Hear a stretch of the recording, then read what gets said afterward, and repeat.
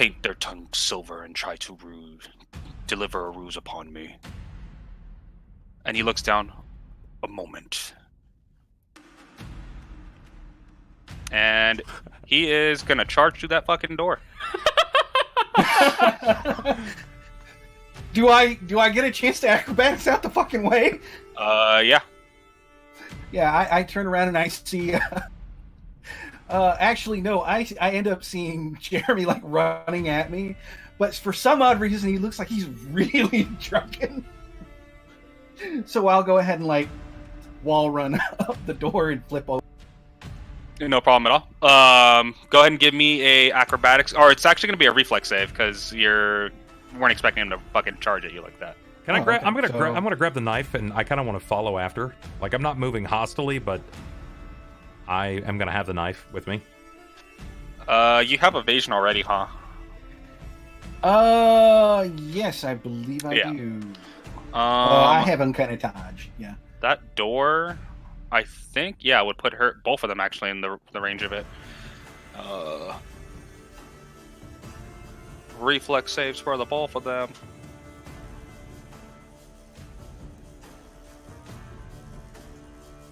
So do I end up like landing on top of the Jabberwocky?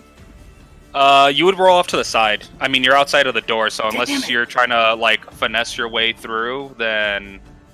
No, I mentally it would have been cool, just like, oh shit, and end up like landing on what I think is Jeremy to shoulder ride him. And what does he do? Ooh, that bitch fails. So when he's essentially when he turns around, he full lunges like at the door, like he's assuming that they've like ran. Okay. So he went like full sprint to like catch up to them and busted through the door.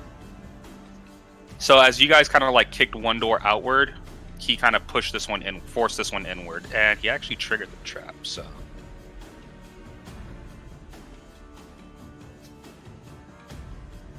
Oh no, but he's immune at the moment, so no, nothing happens to him. So, same thing. You see this blackish green energy coalesce around his body, and it dissipates. You see this weird blue aura kind of overtake the magic that would have essentially affected you guys, and the door trap breaks completely because the door is also broken. And he do we see reaches... like can I see them there? Yeah, as the door opens, I mean, he's taking up quite a big portion of it. Excluding, he technically does not have wings that are spanning this big. He looks more of like a serpentine kind of dragon thing, so you can see them just fine. But he eyes the witch immediately, and he is going to attack. Can I? While he's attacking, can I do something? Yeah. I mean, technically, it was your round. When he bursts the door, seeing that he's going to kind of break the door, shaking the foundation a little bit, and I see him attack the witch, I am going to I'm going to throw the Vorpal dagger, or the Vorpal sword, if you will, at the feet of the Red Queen. Okay. Oop, that's a Jabberwocky.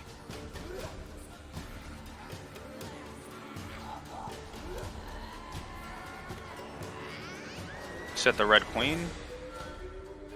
Yes. I'm not throwing it at her. I'm throwing it at her feet. Like I want to. I know. Yeah, I mean they would still see it, or she would still see it with no problem. Sure, I want her to see it. Yeah. Explain this, bitch. As that happens, he comes through and he rears his head back, but that's not on his turn yet. As I throw once I throw it with the rest of my round, I'm going to throw it to her as it kind of like slides to her feet. To the Jabberwocky for action, I say, Jabberwocky, she summoned her blade. Oh, okay. It's gonna be a bluff because she didn't summon it. He doesn't know me from Tom, Dick, or Harry at this point. He doesn't know if I'm lying at all. True, but you are trying to like disguise your intentions. But at the same time, they're running from him now, right? Not at the moment, no. He just broke through the door, so like they're not sure what's happening yet.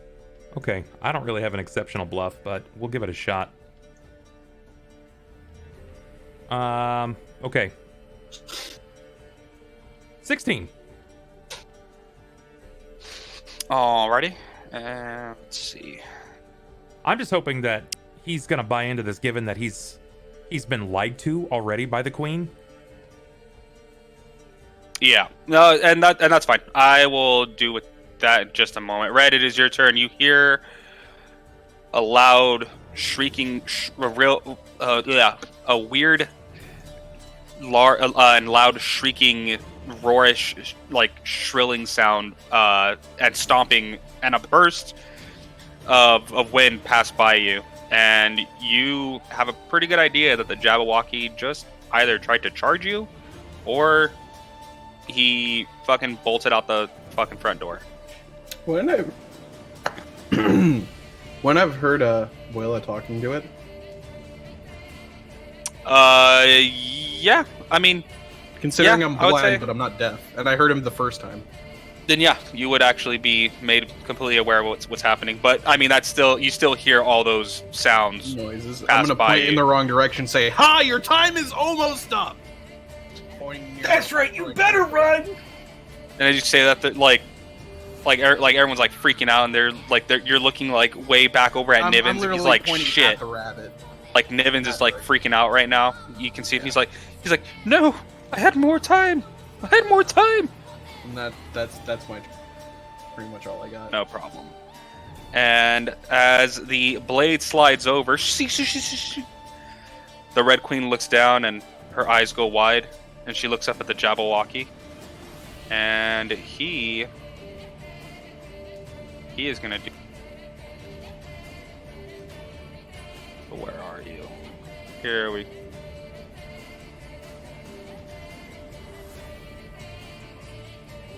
What's this bitch's rolling?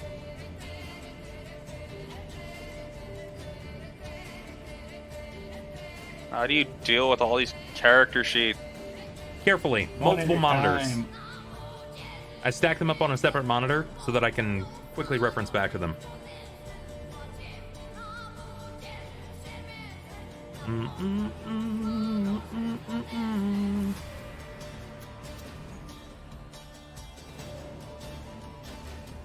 Yeah. Next time, index cards.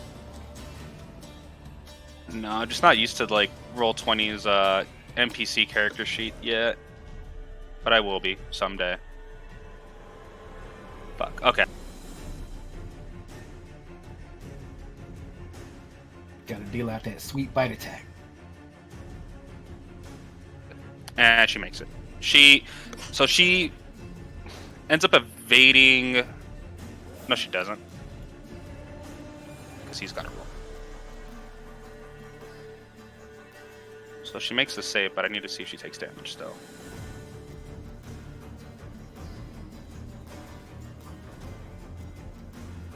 Why is it not showing it on here? It does show 8 'cause I only rolled damage.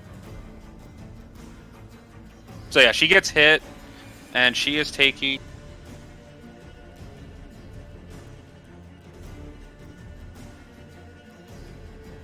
I don't know why it's on here. I don't know why it's 1d4 plus 5. That's weird. So she takes 14 damage. The Jabberwocky bites into her, and you see this like greenish, yellow ichor emitting from his fangs. But as she takes the first, bite against her, seeing that she had, like you said, summoned this blade that he had been wanting to fight for the longest time, she's able to shirk off the poison effect that this would have inflicted on her, and she looks up and starts yelling, "Why would you betray your queen? Why?" And she starts coughing out some blood. The blind witch, kind of having her hand pressed against the wall, is freaking out, overhearing the door break open, on top of getting a door hit in her face and being smashed a bit. And both of them are looking pretty bloodied already. The Jabberwocky is actually the only one that doesn't seem to really have been phased. Blind witch, noticing the issue, looks to the queen and says, "Sorry, love, but I'm willing to live another day. I'll come back next time. And whoop, Perfect. phases into the Don't wall. fuck out. Cool, that bitch makes me blind, fucking shoots her goo all over Sniper, and then heads out. Shoot your goo, dude. Whoa. Why do I gotta be the Gooby Gone? I don't know, she gummed you up, man. The Red Queen needs to make a con save. Oh, no, she doesn't. She hasn't. Yeah, she does need to make a con save. Holy shit. Don't fuck this up, lady.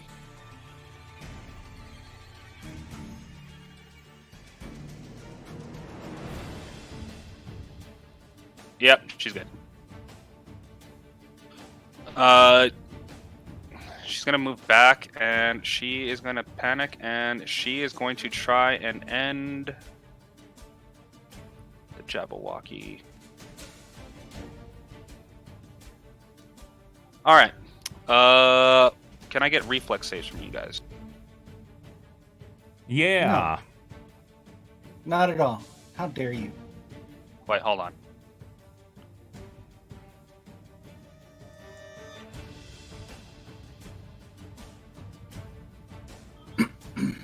Would that be it?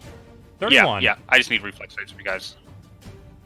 All right. No one takes any damage from this because in her panic, she fucking shoots a fireball, and as it blows up, the Jabberwocky kind of just stands there through the fire and flames, Dragon Force style, and all of you end up getting pushed back from the initial force of the impact that goes off, but no actual damage. Maybe some singed hairs on the arm or anything like that, but no damage otherwise.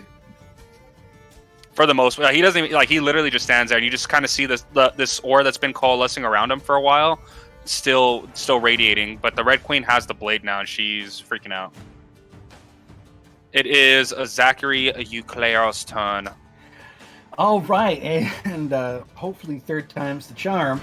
He's going to go ahead and charge and blow into a stunning fist, and use the key to, use his fourth key point just to go ahead and add the plus 20. Go ahead. Jabberwocky kind of lifts up its like little wings a little bit to have you run through, seeing as you're getting ready to do a full charge. All right, so that should be 44. That hits. All right. So the damage for the stunning fist, 17, and she needs to make a. Let's see, it is. Good lord! Wish I made this a little easier. Yeah, actually. DC 10, half character level, and wisdom modifier. So she needs to hit 17, 18, 19, 20. Fortitude? Yep. Damn! Yeah, she's fine. Are we sure that's hers? Yeah. Fucking A! She's the thick mistress, man. So, I mean, your attack connects really well. The damage that we were talking about before that gotten rid of, she had gotten rid of, it's back. She got fucking hit hard again, and she coughs out blood. Bubs, it is your turn. You see Zachary punch her against the wall, and she once again kind of bounces off of it. You can see that the Red Queen is looking very bloody right now. Okay. Has she picked up the blade? Yeah, she has it in her hand. I was hoping to stunning fist, so she dropped it, but...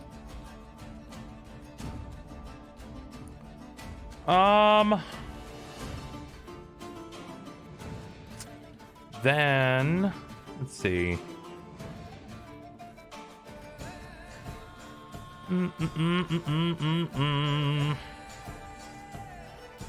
I don't know if there's anything necessarily that I would be doing here, aside from trying to attack her further. Has the fighting between the Jabberwocky and the Queen done anything? Like, has it removed a shield from him or anything like that? Has it done anything noticeable that we've been able to see? She hasn't used the blade, and no one's That's very other good. than the first few hits that Zachary got in. He doesn't really seem to be too hurt. Like he's got like a few, like you can see, like he's got like a few like cracked scales, but they like as a whole, he looks relatively. Okay, then. Let's see. I've there's so much ground to cover. Well, actually, it's not as bad as I thought. Well, he's gonna be right there, so it's gonna be right next to her. I want to position myself over here, No problem. and I want to wait to see how this plays out. Move, partial defensive, AC 39. No problem at all. Red, it is your turn. Am I able to pinpoint where they are because she's getting fucking bounced? Yes. At this point, it's relatively easy. Yeah, I mean, you it's did an go ahead what, and an just hear. acrobatics check to move. Say it again. What, an acrobatics check to move for me? Right, don't I have to make like a plus 10 to make sure I don't stumble? Correct. You just have to make a simple 10 to Okay, well, not this trip. is gonna be really hard for me. Just don't nat 1, essentially. Yeah, you're fine. Cool. I have a plus 20, so even if I do now, Yeah, you've lived your life Naruto running, so moving at weird angles is not an issue I'm for you. going to I'm just picturing him with an Naruto arrow, run like, my way and make like sure that I line can tapping find. out on the floor, half crouched. I'm gonna get you. I'm gonna fuck you I'm gonna up. hone in on my inner daredevil. I'm gonna shoot a bow into her face, or what I presume to be her face. It might also be sniper. Who knows? We'll find No out. problem at all. 33. Well, yeah, 33. That hits. Cool. You can make us happy. Oh wait, Can I get a- 50-50. Give me the highs again. I'll be real. Yeah. And the highs, they hit. There you go. I have a 16 damage to the something. Cool. You end up placing a shot just as she gets hit against the wall again. You can see as you can't see, but you hear her foot scrape against the carpet, and you hear that kind of like the heavy shuffle when someone's kind of like dragging their foot. And right as she like kind of falls forward, you hit her like right in the shoulder blade, just right in the bone, just poof, and she ends up falling even further in. Awesome. It's Ron John's turn, and Nivens Frankie's is like, gonna make his. man, this would be cooler, Dad, if you didn't name yourself Jeremy Quiver. Unfortunately, you have such a stupid name. Look, you can't look. I just look like that one guy who you can't quite put your finger on.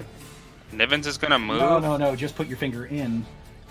And Nivens takes his pocket watch and attaches it to his belt, and he says, "Nothing like a waste of time." And he points it at Jeremy. You actually get no save on this. And boom, you become a baby. So you revert one round before, Got the mother. What a fucking bitch. and your turn happens. Okay, so I attack her. Yeah. I do the same thing. So it's just acrobatics check to see if I can move. Yeah. I assume I can. Yep. And then I'm a shooter with an arrow again. Yep. 30. And just like it happened Just 6 like it seconds happened before, it happened 6 seconds again. So it happened in 6 seconds again. So Ronald, if you roll everything a that 76, happened, I'll lose my mind. Yeah, let's go with just high. for the sake of seeing it, because Oh yeah. that would be cool. I would have Can, freaked out. can, can I get a reroll for epic history? I would have logged out. I would have been like, this game's rigged. Because So it's this time it 29 to just 33, goes- then 30, 34. It's like, yeah, there's some eerie shit going on here. So instead of essentially hitting her, it just it echoes, rewinds, and then goes. Foonk, and Yeah, he essentially like hit you. So it looks like the Zillion ability where he's like giving you that XP thing. Yeah, But then it echo abilities back, and then you like replay your. I did your it last, again, but this time I just missed by an inch. Yeah. So he was. Unfortunate. So since this is a one shot, he was actually trying to, in a sense, heal you a couple of rounds He was back before trying you to got move you blinded. back Yeah. before you were blinded. Yeah, but it didn't work. So he moved you like 6 seconds back, and he literally just did a It, waste. it of would have time. worked great, except for the fact that it didn't. Yeah, but you still. That's how it always works. So once again, as she gets hit, she's not being held by this strand of time. So Yeah, so she still as gets she- hit, but then she sees another arrow come right above it, and yeah, she gets hit in the shoulder, and then she's falling forward, and then goof, Oh, you wait. just see the other one hit her right in the other arm. I'm a shitty tracer. That's what I am. I'm Tracer's fucking mixed with Hanzo. Yeah, budget. I just budget fucking Hanzo. rewinded, came back, and just did the same shit, and then I became the Hanzo who misses all the arrows. Trezo. That's what we're gonna start calling you, Trezo. I need that spell on a character so I can do that now.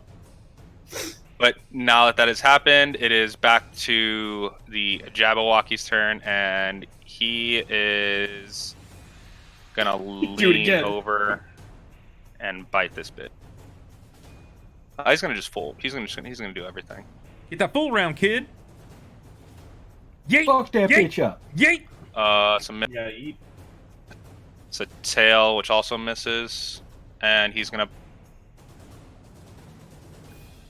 Which she needs to make a save. Well, she probably will, because she's. He doesn't need to make a save. He critically failed. Or is that just damage? It's the damage. Okay. Yeah, I don't know why it recorded it like that. Oh, it's a will save. So either way, it would have been the same. So she fails. Actually, yes. Wait, no, she doesn't. By 1. She succeeds. Yeah. So she essentially evades everything. The damage, however, for this.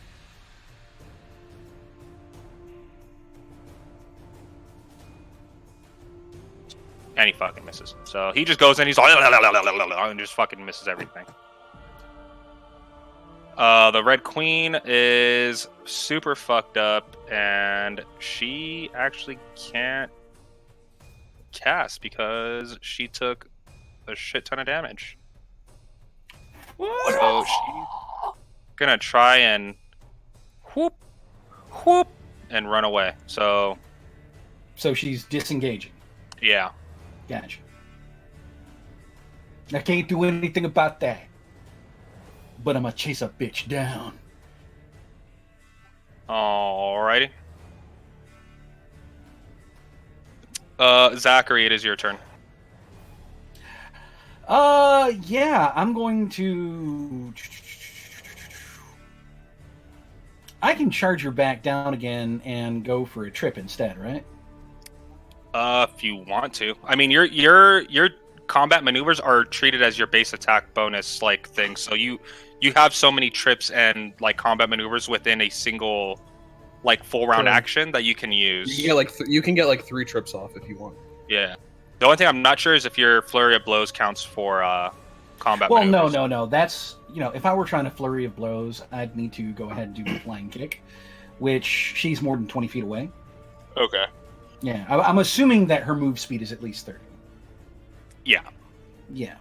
So, But she can't move that fast because she took some retarded damage in like the span of like 4 seconds of being pushed against a tower shield, a fist, a tower shield again. An arrow. She so tried wait, to run are you saying away. that she moved less than 20 feet away? The distance that she's at is kind of where she made it to, so she's like at 15, 20 feet, I think. Oh, then I'm just going to go ahead and flying kick her ass and go into She's a like- flurry of blows. Yeah, she's like at 20-ish. But yeah, I would say you're still within range of her. Yeah, let's just go ahead and do that. Yeah. Oh, I'm concerned though. When you said that she gonna relive the casting couch, what episodes of casting couch you watching? Because I've not seen them like this. Yeah, that's horrifying, bro. Where literally 3 dudes kick the shit out of her, and a dragon tries to eat her up. I'm not familiar with this episode of the casting. couch. You know what it is? It's that casting couch meme. You with know, the it was one because of the small phrase, girl in "I'm gonna between all pound of on the big her." men, Oh well, you and know, it's just our picture on top of all of the guys, and then there's the dragon with us. it's the dark. Yeah, that's right. It's the dark web for. Thanks All for right, me. well, sis. let's Yeah, go that's ahead better. and see if any of these hit first. 27, 29, and 27. Not great. Negative. Wait a minute. It's from behind. Kinky. Did she get her full dex bonus? Is she flat-footed? Well, I know. I guess she's if she's running away, then I don't think she would. She doesn't get a chance to. Yeah, I'd defend say the same way. She's flat-footed. Yeah, then yeah. So it'd be what, -4 too? Drag her, fam. Snatch her weave. Just whatever Spill her that flat-foot tea. is. Oh, I'm stupid. I'm fucking not paying attention. Yeah, you hit her. I'm stupid. I'm like, all wait, three? what is? I'm like expecting Bubs to have the info. I'm like, why isn't he telling me what it is? This is your part here, boss. I'm yeah, assuming.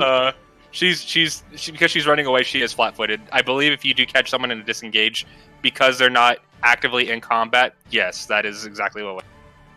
Gotcha. So 1, 2, 3.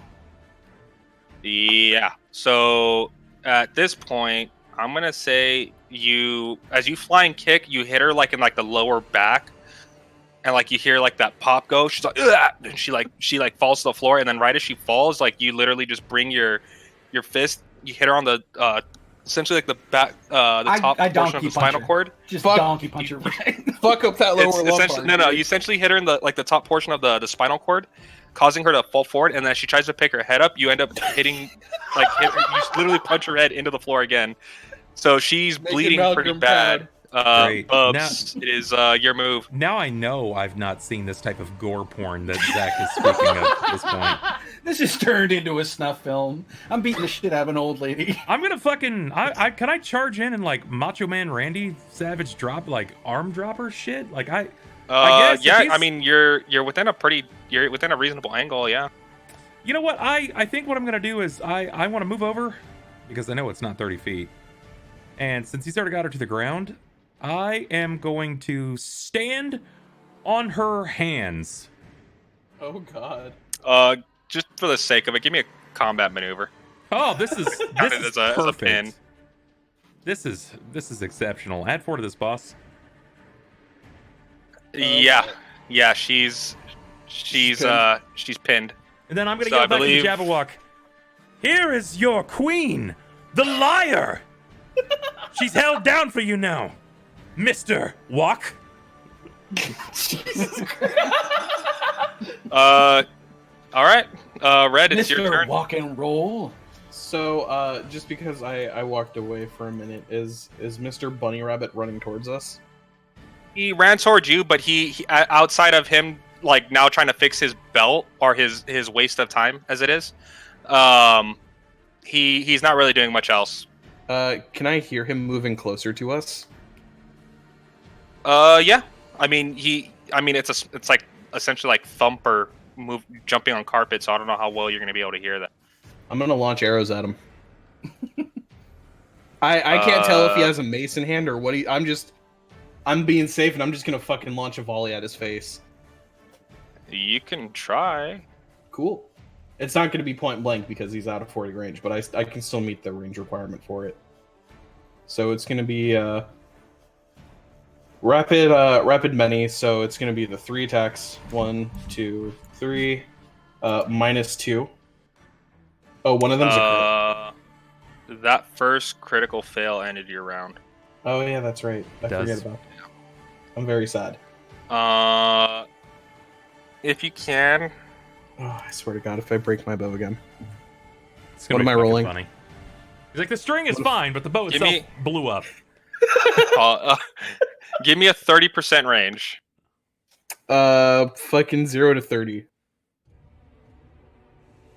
Thank God. Yeah, you're fine. So as you're as you're like kind of in this panic, you felt this like weird like shift in I wouldn't say time, but you had this weird feeling that deja vu suddenly overtook you. And you remember this little rabbit did something to you guys before like this.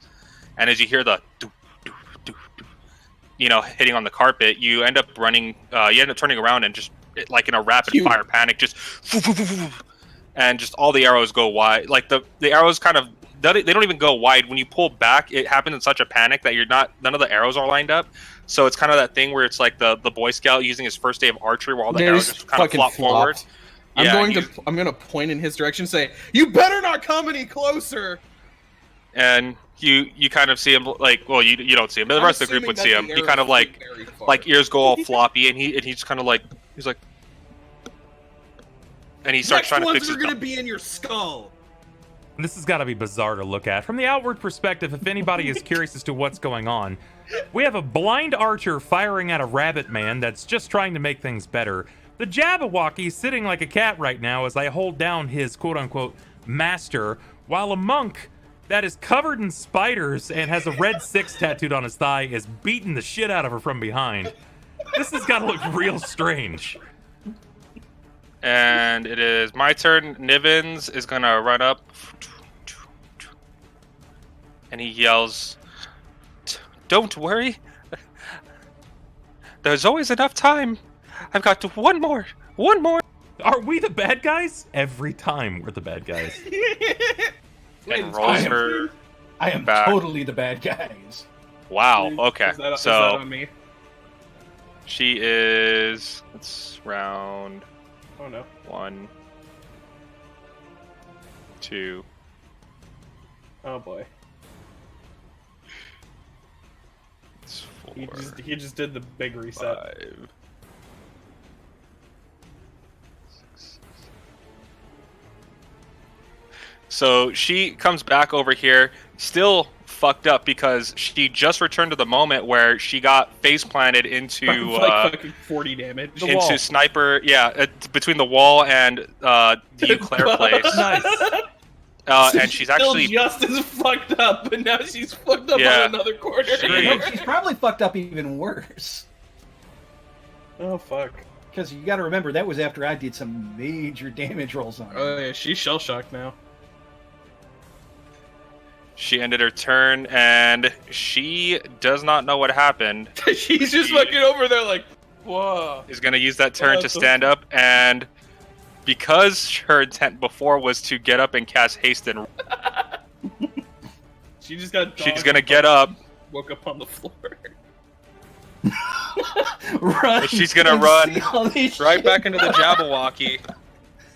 And she stops and she runs. She essentially like she doesn't. It's like she doesn't see any of the carnage that the door had taken place.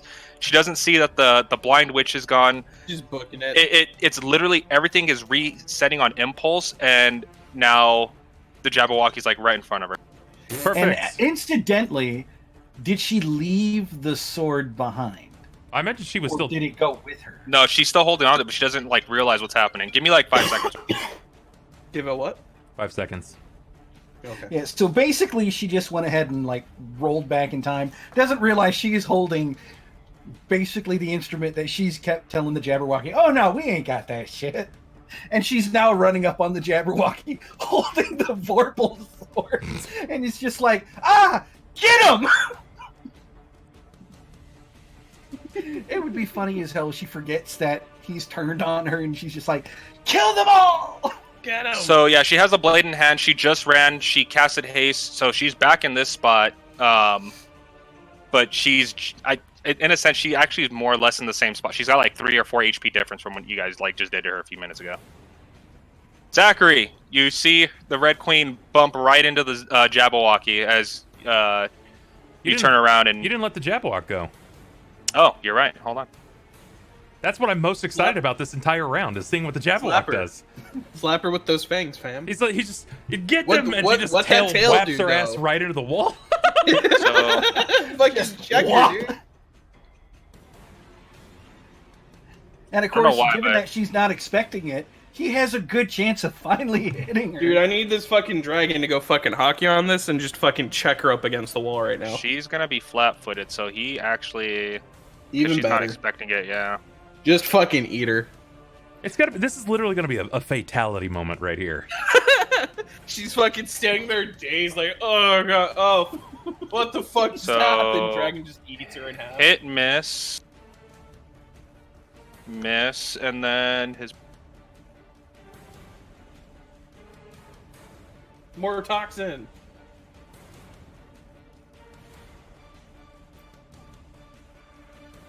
Please say that one actually hit. It's gonna crit. Coggers.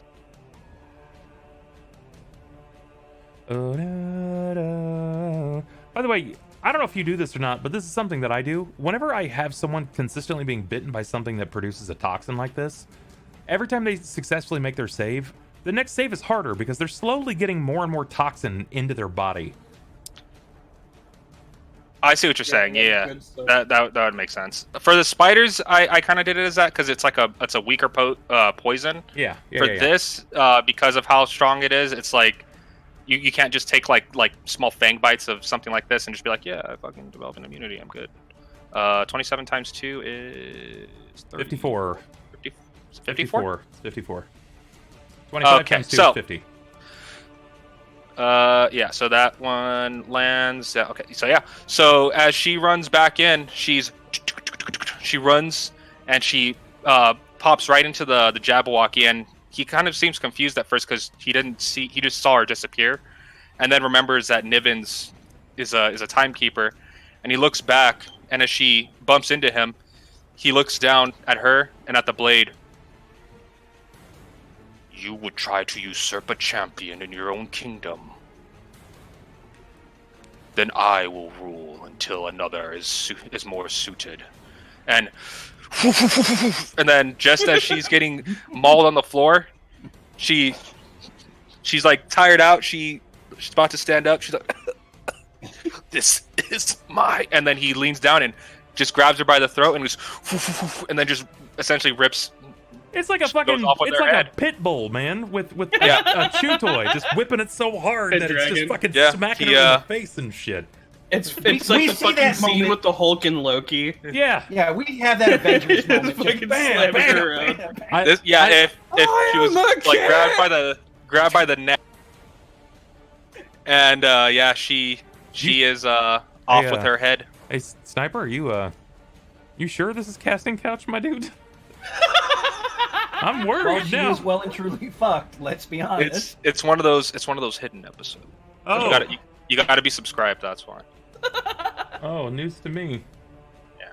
I didn't know we got onto E-fucked at some point. Dude, you gotta have that premium account. That's how it's always been now. But yeah, he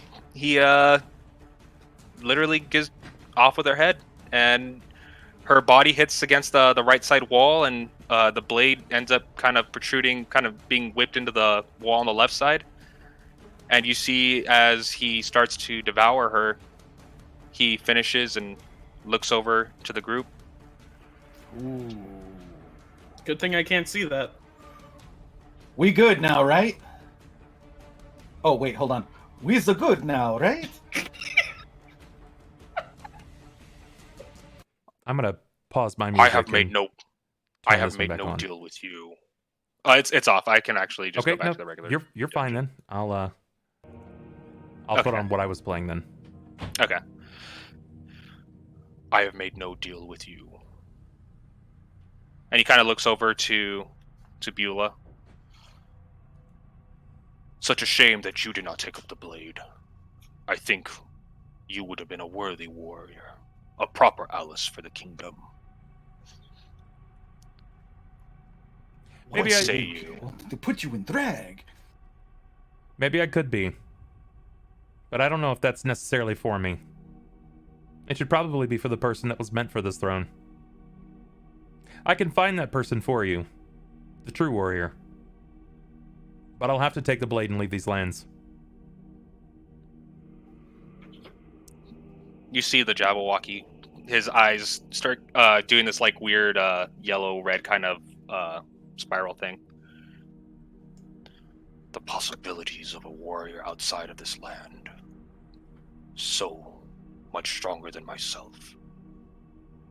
Yes, do this. Do this. Bring the champion here.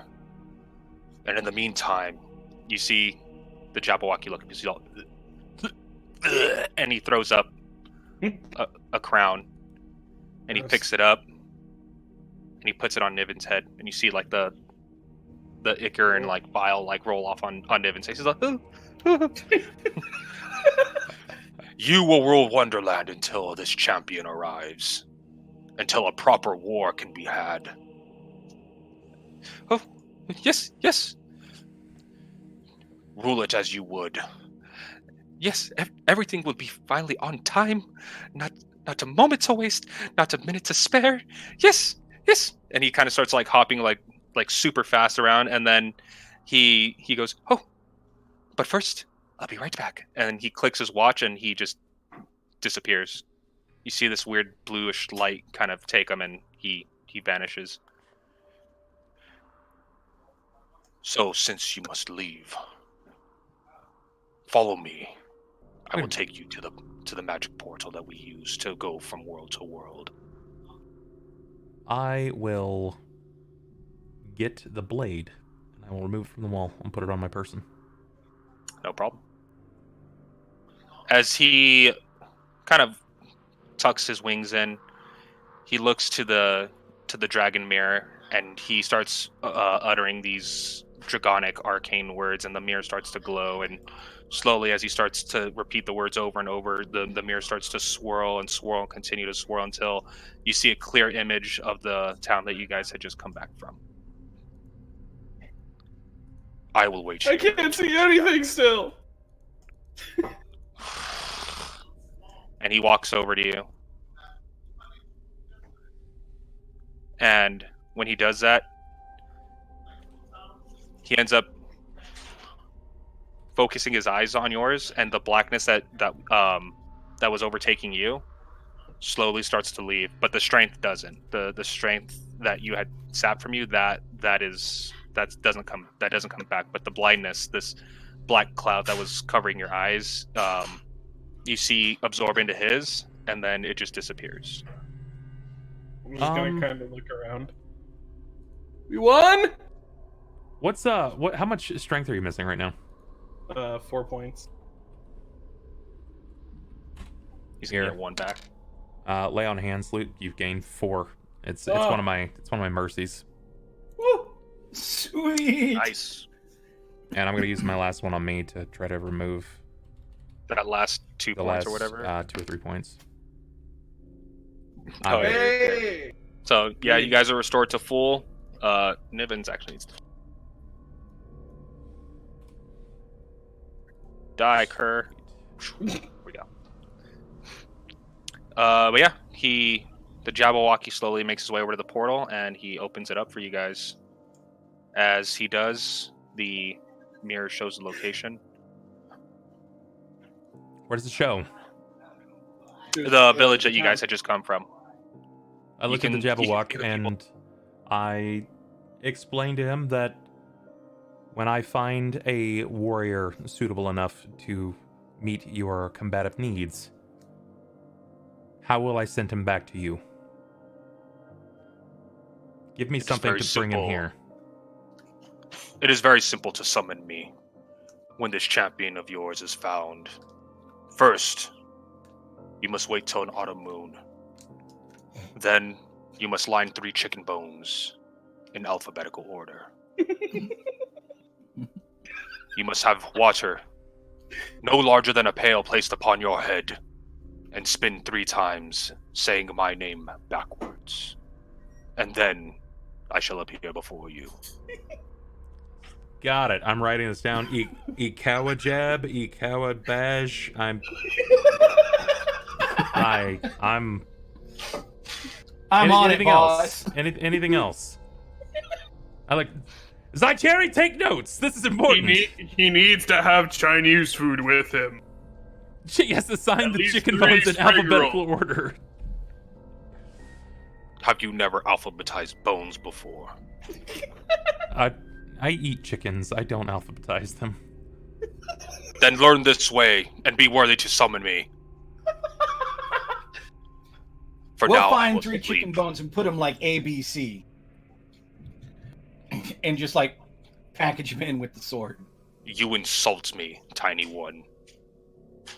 And he, as you see him, like he starts to curl back down. You see that stone alabaster like veins kind of running through his neck, and he starts slowly turning back into the stone form that you guys seen him as. You I'm gonna can hop probably through the assume portal, this is but I'm his not gonna form of him sleeping, or waiting or resting. But he looks very similar to the other stone dragon now. I'm gonna yeet myself through the portal because I don't want that thing to close while he's going back to take a fucking 3,000 year nap. Fuck this. Zach's rolling out so he can go ahead and steal all of Snap's shit. Hey, And- Snap ain't gonna need it no more. That's is that our happy ending? As we close the book on this unusual tale, there was love, there was loss, there was loss again. There was a lot of loss, a lot of confusion. But that's not to say that there won't be more adventures in the Tales of Darks. I thank all of you, players and audience alike, for letting me take part, as well as yourselves, in this event.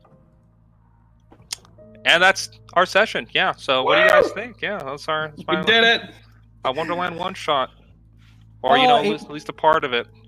It was definitely interesting. I'll admit. I think the ending boss fight would have been a little different if we'd had everyone around.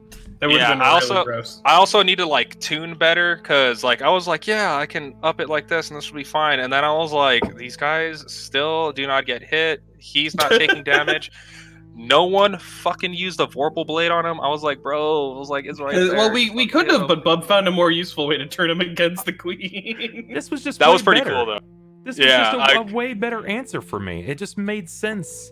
If she's been hiding the blade this entire time, then when he's been looking for it, yeah, he's when probably he's been going to waiting be for pretty work, pissed. Of course he's not going to have a warrior here. It only makes sense. At that point, remember guys, sense and sensibilities, if you have been lied to, the person who lied you. You will fucking turn on them every time, especially if they've been lying to you for any amount of time to pretty much. And you are the eternal Wabbajack. The epitome of everything that you stand for. So at that point, I could have, because I had the blade and because I had proof, I could have critical failed and been like, yeah, we brought this from the witch. Bitch. She did this to you. You thought we were dead 10 times? No, I feel like, admittedly, I felt like the smartest person in the group. And that's. I mean, I was blind after. No. You didn't feel like you was. I had a blind debuff, and for the other half of it, I was shooting sniper. I was surprised that actually landed. It was either do that or hit you with the like mummy rot. I would have preferred mummy rot. Because the onset I guess is a lot faster. I was like, what would impair an archer? And I was like, oh, blindness, fucking blind. It's just, at that point, remember, you have to remember that some of the most notable our RPG tale archers suffer from things like that, like an archer with one arm, an archer that's been blinded. Moishi in the Drit's Tales, Moishi literally has an owl, and he taught that owl like swoop fast, and when you swoop to the point of where I need to fire, but I don't have that, so I would have had to work it out. Which sadly, in every time when it would have worked out, there was currently a giant dragon thrashing his noodly body up against a giant stonework. Though, honestly, that would be kind of cool to actually see somebody play out. Is somebody actually playing a creature with a familiar, getting the targeting, and being blind.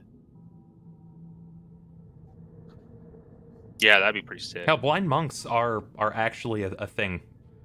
You sacrifice your vision for tremor sense, and you basically use the vibration in the ground to identify where your target is, so you can go fucking full gun kata Neo on them. It's nuts. Yeah. Was it tremor sense, and then you gain? Well, I think you gain blind sense first, and then tremor sense. Yeah. So literally anything within 30 feet of you that is touching the ground. There's another one that triggers. It's like, I can't remember where it is, but it's something like a bizarre aerial sense, to where literally when anything enters into your bubble, you know about it. That's blind sense. I think it's as long as there's anything like living or non-living or something as long as it's moving and you have you can perceive it in an actual it's producing some kind of movement, correct? Yeah, you can sense it, and then someone's like, I'm gonna hit him with the darkness, and you're like I don't need the light because I am the darkness, and then you start just punching anyway. I was a man grown before I saw the sun. Yeah. There's blind sense, blind sight, and tremor sense. Yeah. But yeah, once again, like I said, I do apologize that the campaign had to get kind of cut. There was 2 fights that I wanted to. There was a fight prior to this that I wanted to try, but I felt like that would have been way too much. It was actually 6 enemies you guys were going to be fighting. It was supposed to be the 3 pigs and the 3 bears. Yeah. Yeah. If you guys want to. That having been said, though, how did you like it? Like actually dealing So- this and seeing these Gestalt characters brought in. So I enjoyed it. Here, this is essentially what the layout of everything looked. I'm curious. How did you plan for the murder hobo? Whoa, whoa, Like- whoa! Which murder hobo? What do you mean, which murder hobo? The only murder hobo there was. Like, how did I plan for them specifically? Can you close the turn order for me? Oh yeah. Thank you. Yeah, I like it to punch. I don't know. I just kind of, I don't know.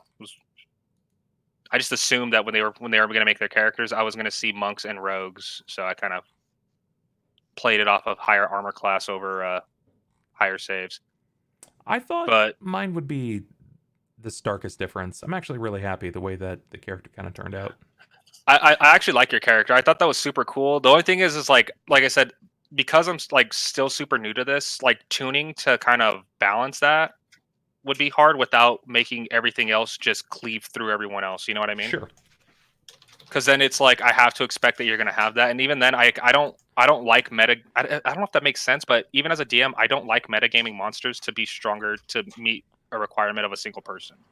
You don't have to. That's not really much of a thing. Remember, when you start getting into higher levels in areas like that, your AC stops mattering, and it starts mattering more about damage reduction and fast healing and dot effects, things like that. Like, you could have started taking us down with, well, some of us, admittedly, with sicknesses or miasmas, things like that, because while the others have saves, if you enter into an atmosphere that is entirely about consisting of being able to breathe a certain material, and that is not there, or it's there in low quantity, there isn't a save for that. It just happens.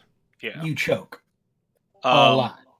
So the actual house that you're looking at, the one in the field at the bottom right, his token name is literally called the House, and he was actually going to be the one to distribute a card swarm of up to 52 cards. I'll show you right now. I've returned. Welcome back, bitch. You're showing him the other room that we skipped over? Yeah, so like the house that you guys see at the bottom right, like the actual name of that creature is called the House, and he deals out swarms of 1d52 creatures. Oh, as a gross. breath So attack. we have to kill the house.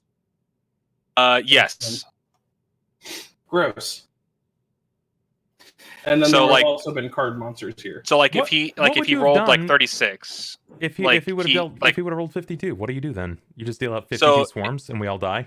no. So each one of these I think it's counts a different mob as- player. Each unit of 10 counts as one swarm. Gotcha. So that's why there's 5. That's why there's 5 stacks, and then if it's like if he rolled like a 52, it would be it's 50. It's 10 damage plus 1 for every swarm that he has out. So they're like if you were like if he got lucky, essentially like any gambling would, he could deal up to 15 damage with a single swarm just kind of hitting you guys. So at that point, it comes down to using AOE damage and stuff, which I was pretty confident you guys didn't have to whittle you down. But like I said, this was a fight of 6, 7, maybe 8 creatures that you guys would have been going against. So I felt like this would have been like the longest fight to have gone through.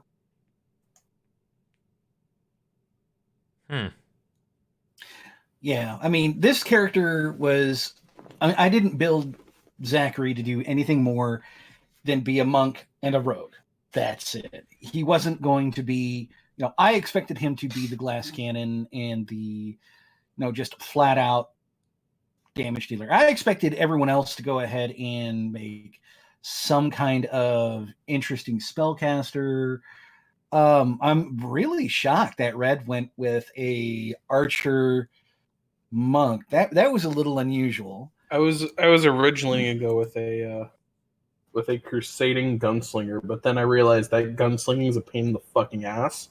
So I decided against it and went with something that's even more of a pain in the ass to deal Wait, with. I gotta ask, why do you guys think gunslinging is like like bad? Misfire chance, guns breaking if you roll certain ways, and grit, and it was just He too didn't- much. He didn't want to monitor the additional parts of the system, like It adding was in too things much to like that is- consume. That's like super fun though. It's like you can't crit with your weapon because I think it overload. No, that's only if you're a spell slinger. spell slinger, your correct. gun can overload. Yeah.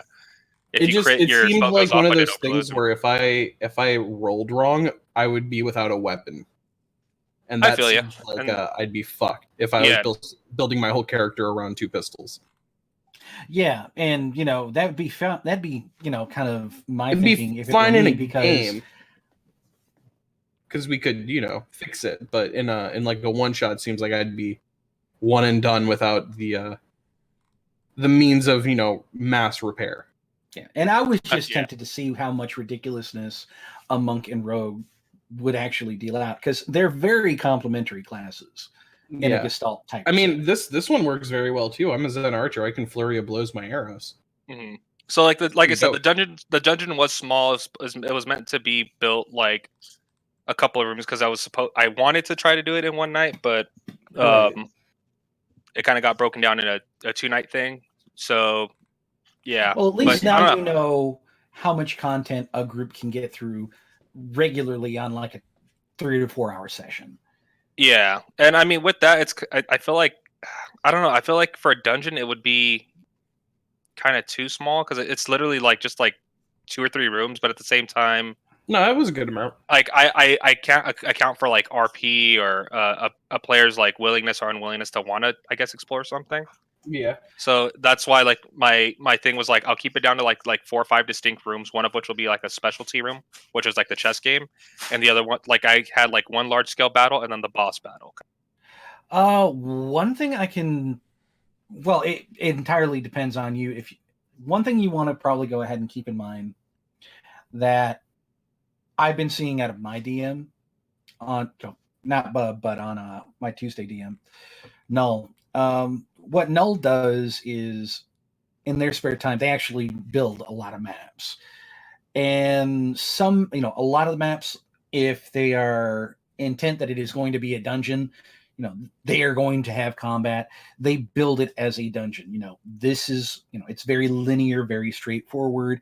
You are going to run into these traps. There's maybe 1 or 2 deviances, but there's always just a point A and a point B, and you need to get to point B. Mm-hmm. You don't have to do that though, right? Like that's not necessary. That's just like the same old. That's meeting status quo for a dungeon crawl. Right. And that's just if Null wants that kind of session. Sure. But a lot of the maps that Null builds are actually very open-ended because Null really likes to go ahead and build out a lot of roleplay. This latest one, we're actually doing Storm King's Thunder. And we started off doing a kind of mini game taking place in Baldur's Gate. And we're at this point where we're going through kind of a dungeon, but it takes place in a chateau. And it's got multiple levels. We're exploring around. We're finding lots of little trinkets here and there, and we're building out keys and such as we go along. We seem to have a lot more success when we do something like that because it's built completely open-ended. You can approach it in any direction you want, and it's really just intent that you have to explore the entire thing. Or in a flowing path, so everything leads back to a center point. This one, not so much. You have the opportunity to just go ahead and skip it over if you want. But yeah, I mean, this one, I just, for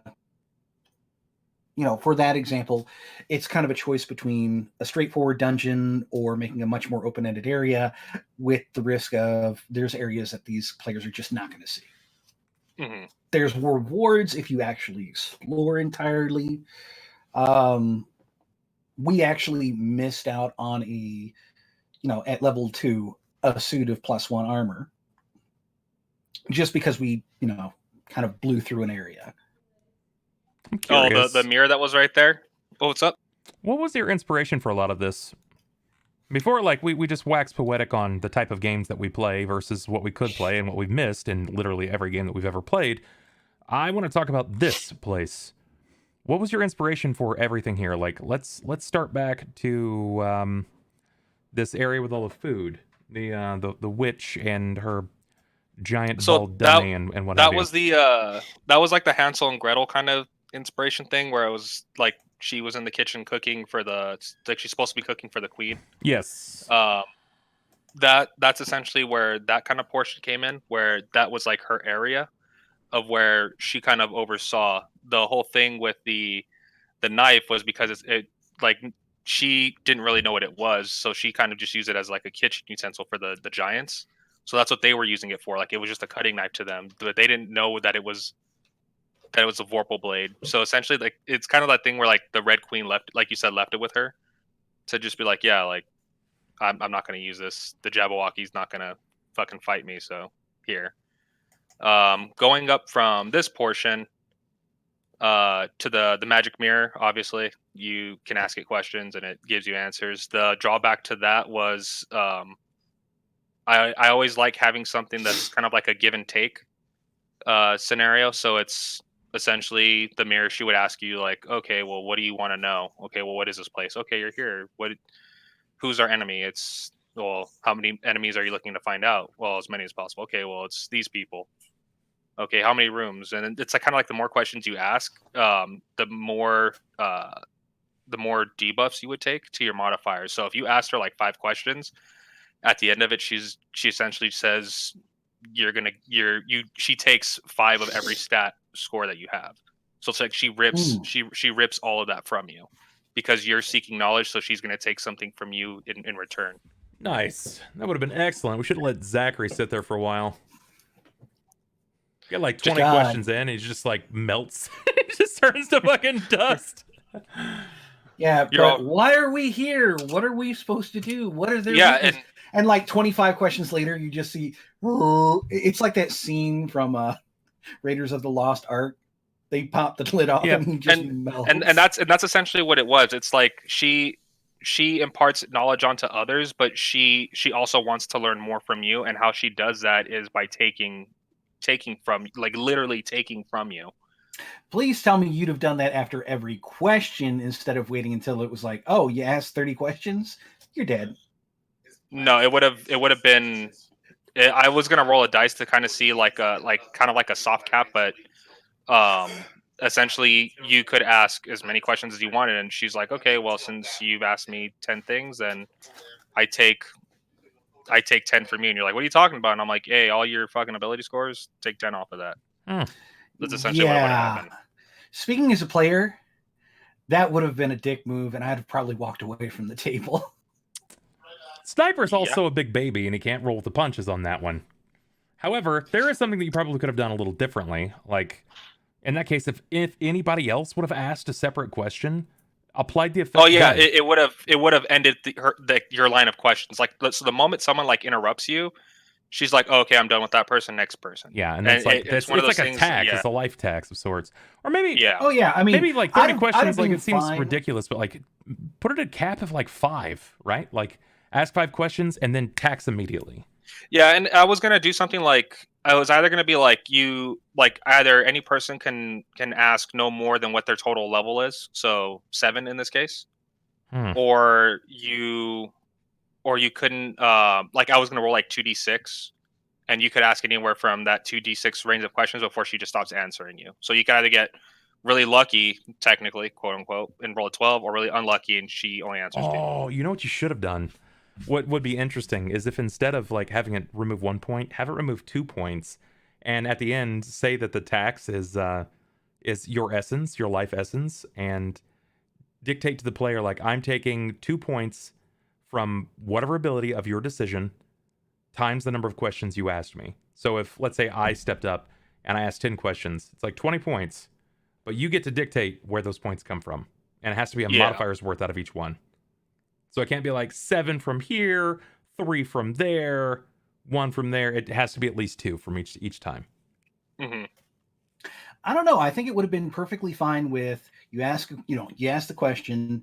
That first time you lose 1 from a stat score, and then knowing what was going on afterwards, you can choose how much you were willing to go ahead and actually So lose this to get that info. So the mirror that's here was inspired, one, from the fairy tale thing, and two, it was in a campaign that I did with a DM that I used to play with before, Bub, where something similar like this happened to my wizard, and it was essentially like she asked, like, yeah, like you can literally ask me anything and I'll give you answers to it. And I was like, cool, like how do I become a lich? And she's like, yeah, this is the process on how you do it. Okay, who knows this spell? It's this person, and they teach it to you. Okay, where can I learn how to cast a fireball that can't be resisted by a fire dragon?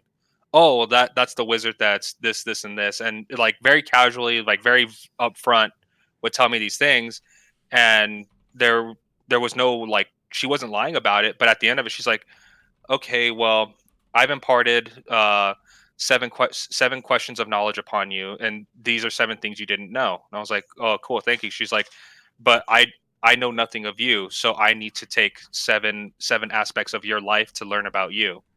I was like, well, what do you want to know? She's like, I don't need to know anything from you verbally. She's like, I'll just take it from you, and immediately sapped 7 points of my intellect away from me. So that knowledge that I technically learned, I, in a sense, lost as well, because I just kept asking her like these questions. So I went from an 18 to an 11 intellect, and then I had to go on a journey to get that restored, because the curse couldn't be broken just by going, oh, remove curse. It was, I had to essentially get the essences of my life back from other magic mirrors. Interesting. Yeah, that shit took forever. I dig it. That was super cool. Yeah, I don't really have any. I don't have any problems with your game, man. I think you can kind of see what it looks like being on the opposite side of the DM screen. Yeah, you can see how taxing it can be at times, which it can be. It can be a real pain in the ass, especially if your players aren't paying attention or not working with you. It's rough. It can be really, really rough. But I gotta ask, who's next? Who's going to be the next storyteller to take a spot of the one shot here? Do we finally see Sniper climb into the position of storyteller extraordinaire for a one shot experience in the future? Maybe. I make no guarantees, but I will admit, since BubFest, I've been giving a lot more thought to actually DMing a session. So I don't know if I could do it as a one shot. I think you should, to be honest. I think it's good. It's good to sort of see what you're capable of and to flex a little bit to see what it's actually like. I don't think anybody here would disagree that they would love to see. I mean, would you guys like to see Sniper run a one shot? Would you finally like to see what? Well, what I'm saying it wouldn't take one session. If I did something, it would probably take at least 3. I mean, I'm sure we could. Let's see if we can schedule like 2. Right? 2. I think that'd be fun if we could just tackle 2, because it could make for a pretty good event. I don't know. Perhaps I'm far off and it's only actually 5 people that want to see it. But I think it could be fun regardless. Okay, so if that is exactly how I'm going to start out the session, you all start off as infants. Roll to see if you die of SIDS. Oh, Jesus, man. I think maybe that's when I walk away from the table. I'm like, well, if I died as a baby, that yikers, dogs. Yeah, pick a new class. Pick a new race. DMing can be very satisfying. It really can be, but I think at the same time, it's also like it's anxiety inducing. You never really know what you're going to be getting yourself into, what your players are actually going to be like. And if you're streaming the experience, oh man, it's even more so, because not only are you just watching your players, then you have to watch the audience to see if they have any questions or to see if they're influencing any of the thoughts that are being thought of by your players. That there's a lot here that can really kind of draw to your mind, and knowing that everybody's going to kind of scrutinize everything that you do, it's a bit much. It's a bit much, but at the same time, it can be on the opposite end of the spectrum. It can be very rewarding, very, very rewarding. Plus, we've got a good group here. We've got a good crew of folks, and you guys are fairly supportive. Ronald's been around for a long time, so Sniper. and Red. I mean, I know Red could put together a one shot. It would be super combat heavy, but I don't think he's going to put together a Gestalt adventure. I've had a I lot could of make ideas. I can I make had us a a lot of one shot that could have something. I have games that are Lovecraftian based that I wouldn't mind doing, but yeah, expect to be hit. There will be combat. There's it would probably honestly be closer to like what Ronald did, because the reason why he didn't have us, go through the Sunless Citadel. You know how you go through Oakvale or Sure. Oakhurst, whatever, Yeah, and you talk to the mayor, you talk to all of that, you do that. If I'm doing it for a one shot, I'm going to cut all of that, give you guys a mission, and throw you into a dungeon, like essentially what Ronald did to us, which would cut out most of the length in my sessions, because that's also where the bulk of the RP is. Because I let players just fucking walk around the town because I don't know how to hold them back.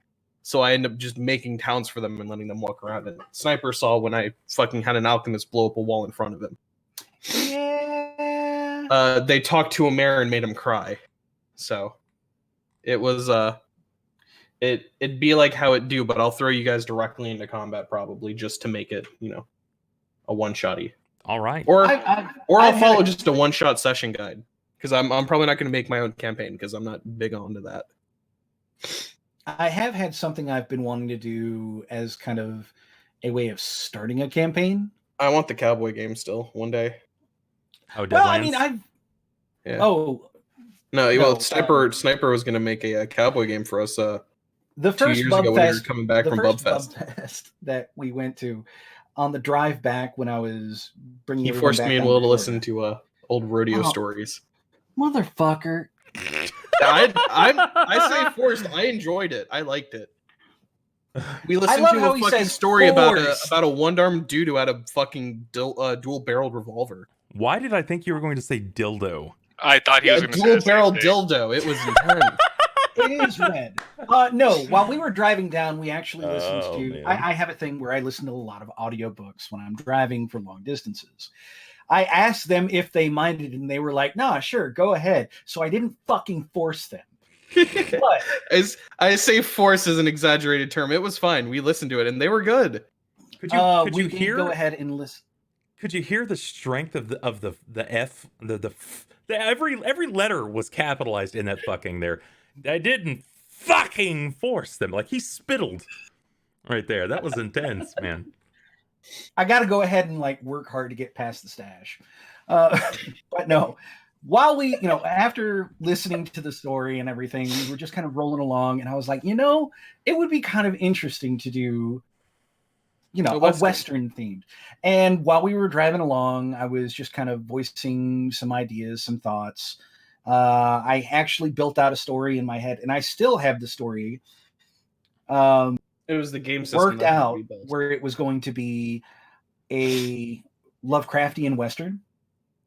I had everything built out in my mind as far as what where the story was going to go, how it was actually going to move through chapters and stages, what the end goal was.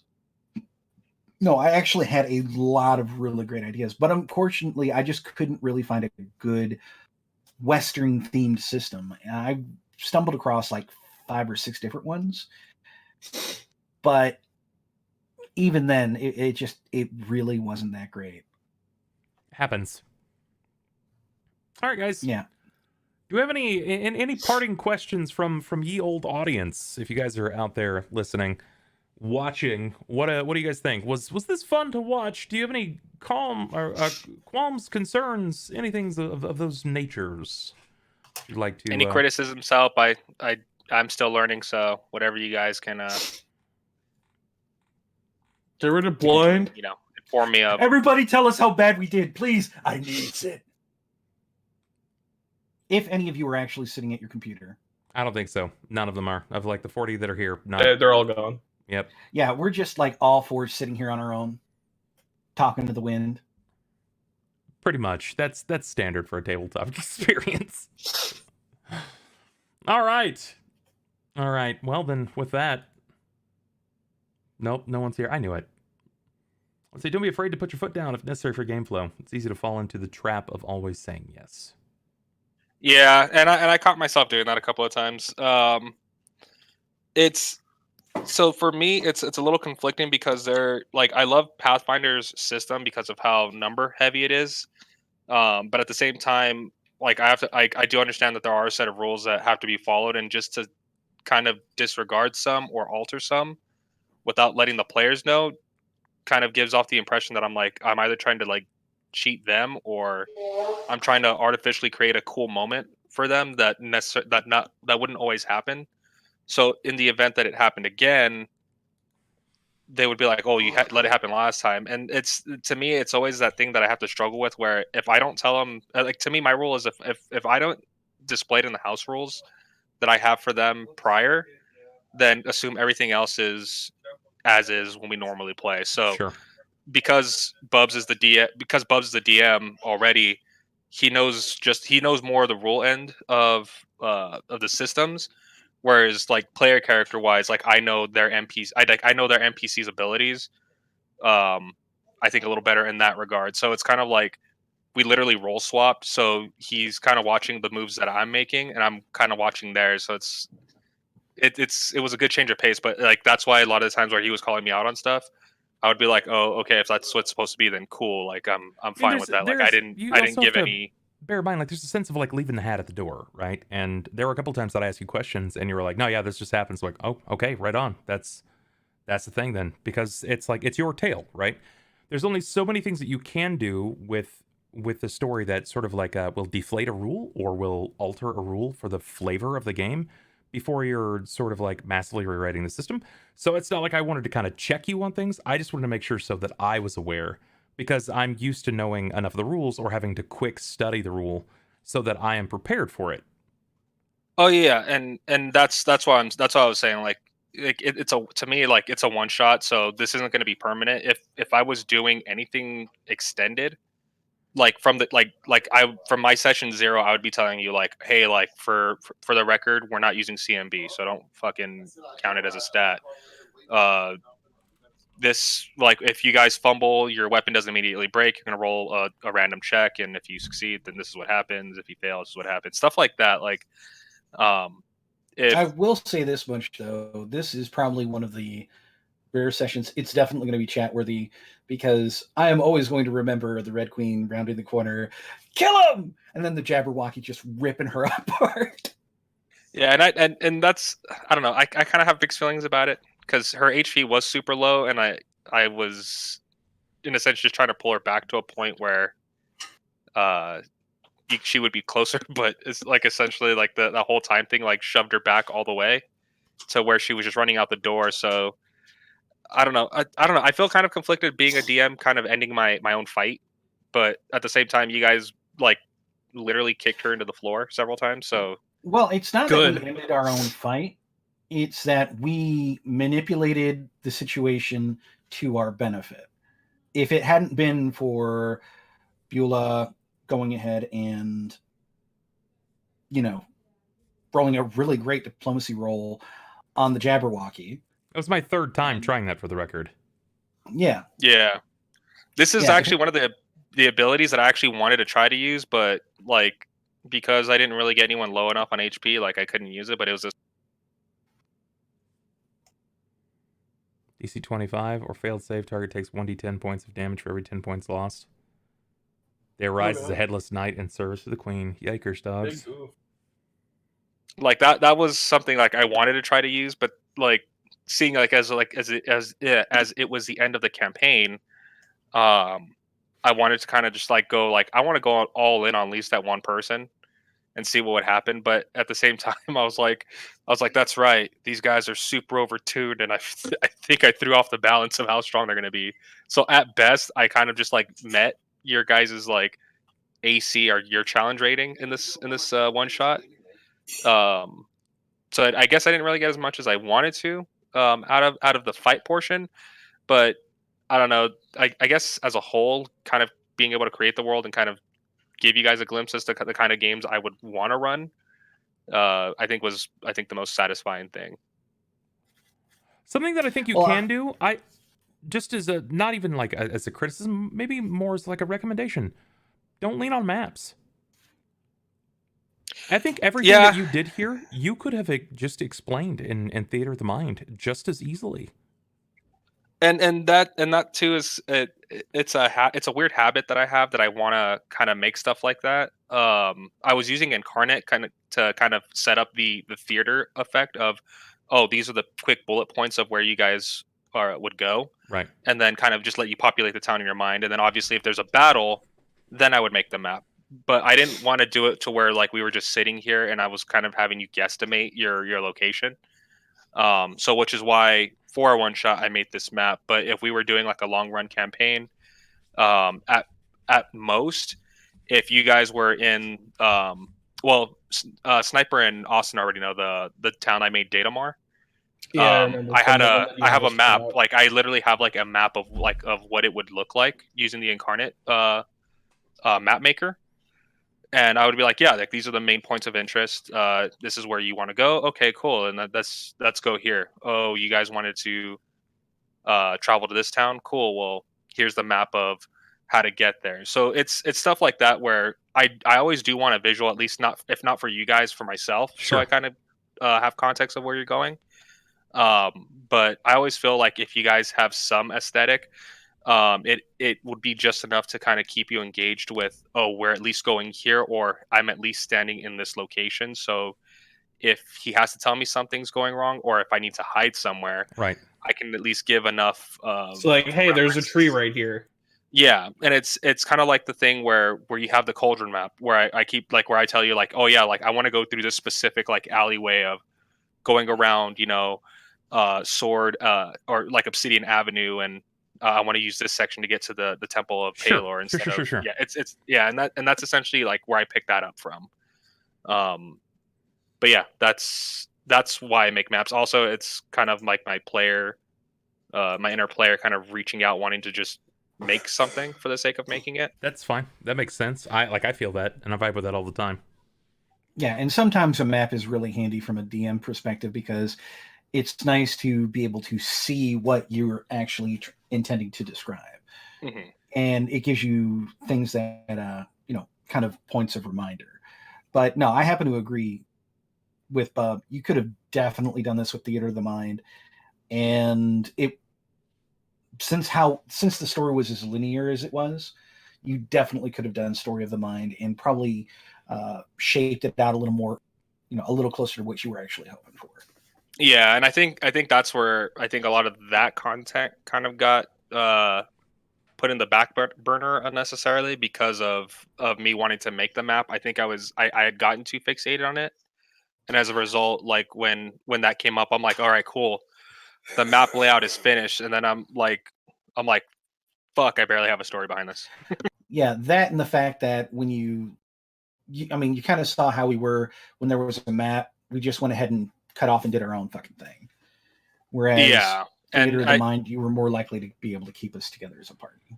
Yeah, and I think that's what I need to start doing. And but like obviously, like I said, the exception's always going to be if you guys are actually doing a dungeon crawl, or if you're in a location of enough significance where I'm like, yeah, you have to see where you're at, or at least I want you to see where you're at to kind of give you an idea. Finn asks, but I mean, did you like it enough to do more DMing? Twitch in the world could use more storytellers.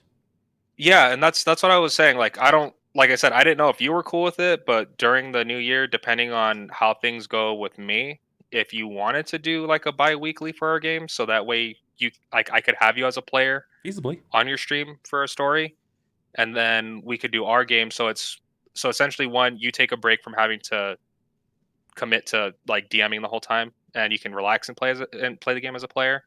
And two, it gives me an ability to give you guys a story that I've been trying to tell people.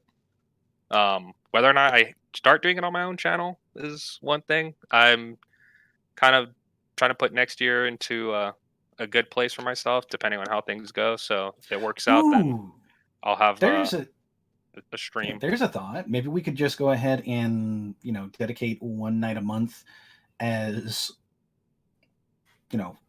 as for a one shot. And if somebody has any kind of game they want to play, oh boy, as a as a palate cleanser, we can go ahead and run that. And then we don't have to necessarily limit it to just like 1 or 2 sessions. We could go ahead and say, yeah, we'll go ahead and hit this maybe once every other month or something and just swap it out. It's feasible. That'd be kind of cool. Not a bad idea. I think my last point to you, Ronald, and I think it's something worth considering. Again, not much of a criticism, just more of a thing to kind of throw out there and see what sticks. Your BBEG, your big bad evil guy, was the Red Queen. Mm-hmm. And her champion was the Jabberwock. And the Jabberwock we saw had a motivation. His motivation was to fight a true warrior. The Vorpal champion. Yeah. Yeah, the Vorpal champion. Something you have to think about is that in order to ascend to that seat, right, to the seat of BBEG, you have to have played the game. You have to at least be strong enough to toss out a bit of a fight. What I think would have been cool to see is that the Red Queen not just be kind of a pushover. And I know that has a lot to do with the fact that we're playing Gestalt, but she ascended to that position because she played the game and she played the game well. Something that I've seen other people do, or at least I've thought about doing myself, and I have done in the past, is give the boss phases. You could run just like in a video game, like in a Final Fantasy game. When they reach, you get your starting mode, right? And then when they reach X health bar lost, they reach their phase 2. And their phase 2 is stronger, right? Or she reaches 25%, then she gets the shields. Yeah, or then she reaches she has 25% health left, then she loses her armor entirely and suddenly she's like hyper fast, or she has a natural balance thing that's hasted, or she starts emitting this bizarre effect which feels like gravity is suppressing people down to the ground. It's just something to consider where things are sort of done in a phase. And it doesn't have to be constricted to the natural tethered laws of a tabletop game where it's like, well, she has this feat, so she does this thing. No, it's like, well, because she is this, because she is the queen, and because she's risen to the top, nobody really knows her point of origin. But everybody knows that when she bleeds enough, the world around her begins to change. It's not just as simple as seeing things through constrained vision. She physically can manipulate the world with her blood. Yeah, and that's where, like I said, it always comes back to me kind of being a player that I get afraid of pushing a certain boundary outside of the line, outside of those lines, to where a boss mechanic that I haven't read about from another monster doesn't have. But at the same time, it conflicts with my own ideologies of saying, if it's my story, then why the fuck should anyone care about what I do in it? Sure. Yeah. So it's weird because it's like I wanted to do a thing where it's you couldn't touch her until the Jabberwocky was killed, kind of thing. And I was like, no, that would be kind of dumb, because then it's like, I know they're gonna want to engage her at some point, but none of them have this. And so I was like, okay, so maybe I'll just have it so she kind of waits there and watches them fight. And then me, like a dumbass, was like, I forgot Sniper and Red play this game, so they're gonna bum rush the one person that's not doing anything, that's a bad guy, or it's labeled bad guy.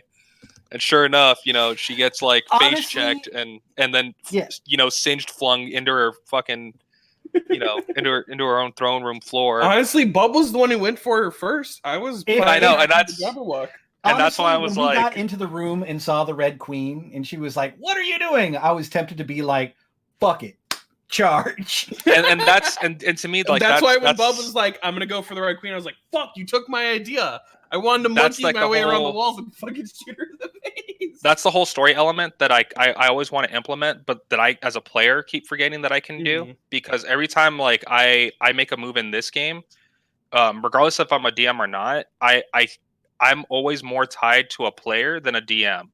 So my actions in game are always strategized as, well, how would I, as a player, play with this knowledge? And that's why, like I said, I always play very conflicted with myself when it comes to things like this, because I want to make it fair to a point where I'm not making it so you guys are just like, yeah, fuck it, Ronald's just trying to beat our dicks in with this dragon thing, and I'm like no, this is what his stats are. I'm just playing off of this. Don't be mad. And We can't be mad. It's I would say you can, because at a certain point you can say like, yeah, you're just like you just made this creature just to like destroy us, and I don't want to do that. Like that's the one thing. Like I watch videos all the time about I guess being an adversarial DM, and I don't want to be like that. But at the same time, I feel like I like slip my foot into the always saying yes DM. So it's one of those things where it's like You should really consider, like, it's not a matter of just saying yes. Sometimes it's just a matter of not always saying no.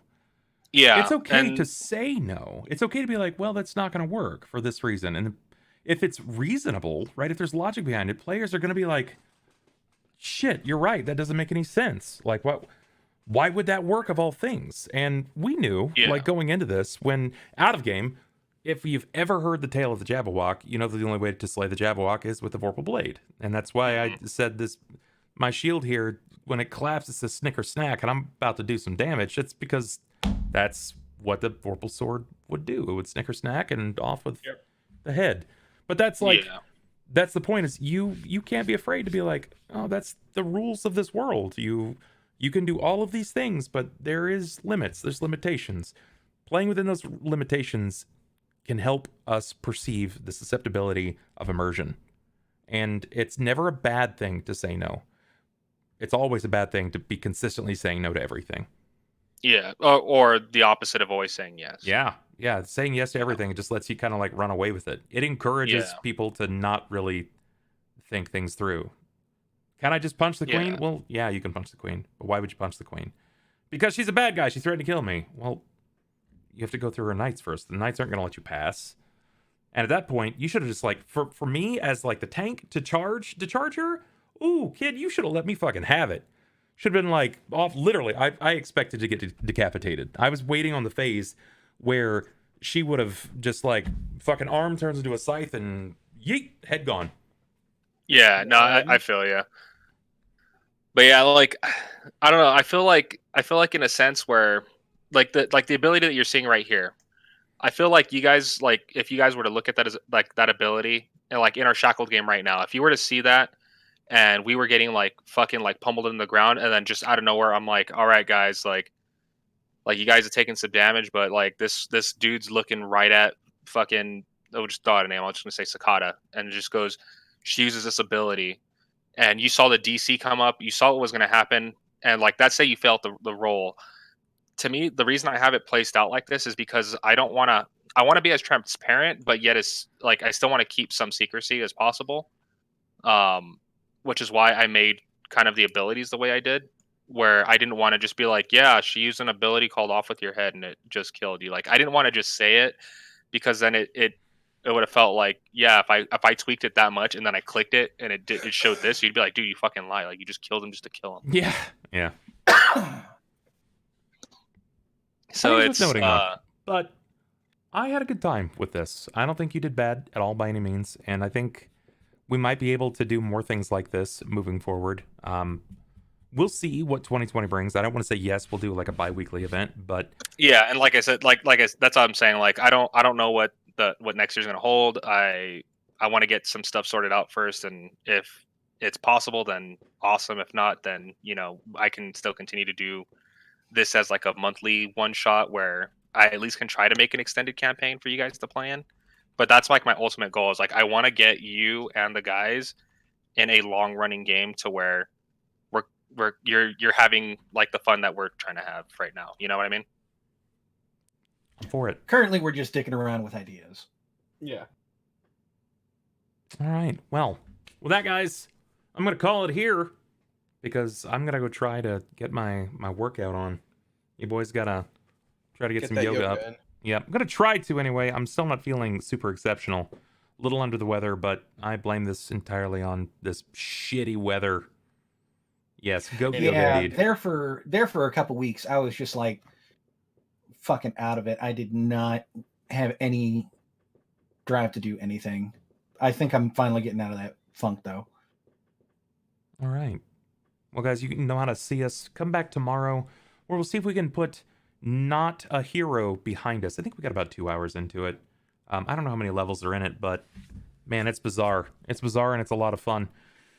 I'm going to get out of here. take it easy, guys. Have a good one. As always, I appreciate you. Thanks for sticking around. And if you haven't been around in a while, if it's your first time being here, make sure to hit the follow button. Every follow counts. Next year, we're going to do a lot of fun stuff. A lot of new stuff, a lot of fun stuff. You're not going to want to miss out. I'm super stoked for everything. As always, take care of yourselves. Be kind to one another. And keep doing what you do. Or don't. I'm not your dad. Peace.